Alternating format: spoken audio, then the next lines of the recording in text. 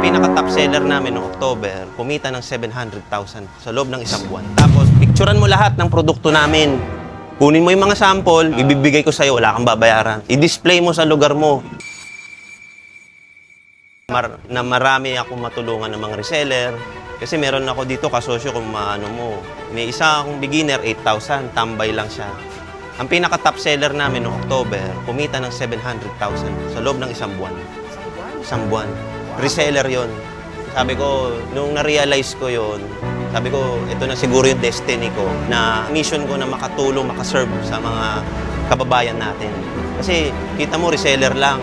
Walang resibo, walang permit, walang DTI, wala etc. etc. Kami na nagpo-provide para sa kanya kasi tinutulungan namin siya.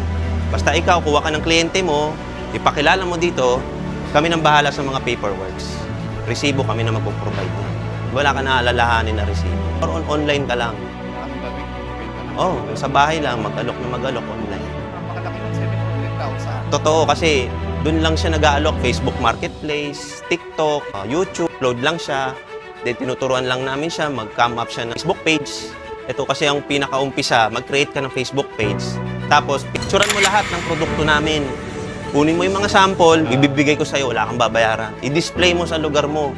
Tapos i-promote mo, bahala ka. Gusto mo ako pa mag-promote, no problem. Para makabenta ka lang.